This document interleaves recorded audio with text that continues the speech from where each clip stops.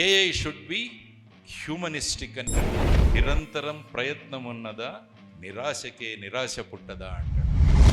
మనుషులతో కలిసిపోవడం నేర్చుకోండి మీ జీవితం సార్థకం అవ్వాలంటే. Your network is your network.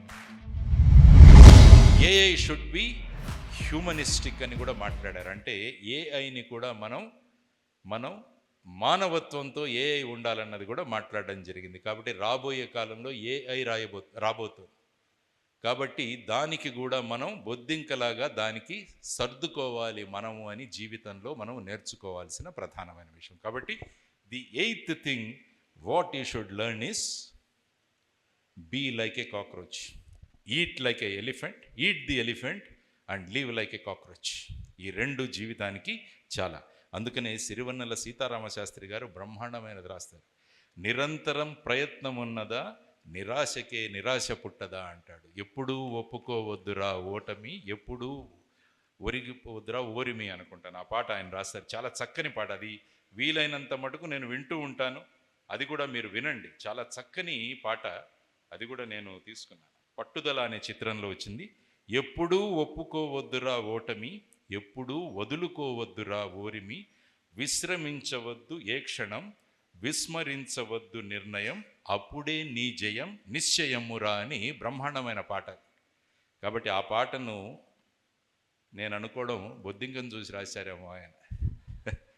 ఎందుకంటే అది ఎన్ని కష్టాలు వచ్చినా కూడా కష్టపడుతూనే ఉంటుంది అన్నది మనం కూడా ఇళ్లలో చూస్తుంటాం. ఎప్పుడైనా చాలా రోజుల తర్వాత వెళ్ళాము, అక్కడ చాలా ఒక 3-4 నెలలు వదిలేసాము. అసలు మళ్ళా వెళ్ళి అక్కడ మనం తీయగానే అందులో బొద్దింకలు కనిపిస్తాయి. అంటే దానికి తిండి ఏంటి, ఇదేంటి ఒకసారి ఆలోచించండి. కానీ ఎటువంటి పరిస్థితులైనా కూడా దట్ విల్ లీవ్. కాబట్టి మనం కూడా దాని నుంచి నేర్చుకోవాలి అన్నది. నెక్స్ట్ 9th రూల్ ఏంటంటే learn to connect with people. మనుషులతో కలిసిపోవడం నేర్చుకోండి మీ జీవితం సార్థకం అవ్వాలంటే.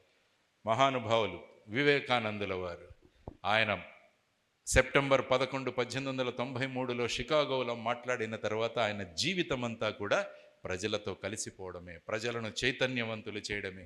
ఇక ఆ మహానుభావుడు ఆలోచిస్తే జీవితాన్నే విద్యార్థులతో గడిపిన మహానుభావుడు, రాష్ట్రపతిగా కూడా స్కూల్స్కి కాలేజెస్కి వెళ్ళిన మహానుభావుడు ఆయన. చివరిగా ఐఐఎం షిల్లాంగ్లో విద్యార్థులతో మాట్లాడుతూ అక్కడే ప్రాణాలు వదిలేసిన this is what is called connecting with people.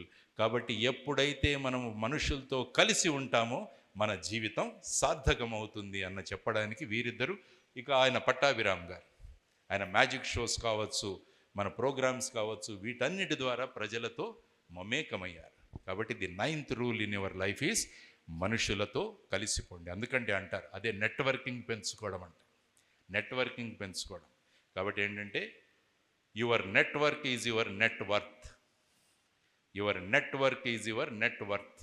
మీకు ఎంతమందితో కనెక్షన్లు కానీ, మీకు ఎంతమందితో మీరు కాంటాక్ట్లో ఉన్నారన్నది మీ వర్త్ను డిసైడ్ చేస్తుంది. And your life will become worth while.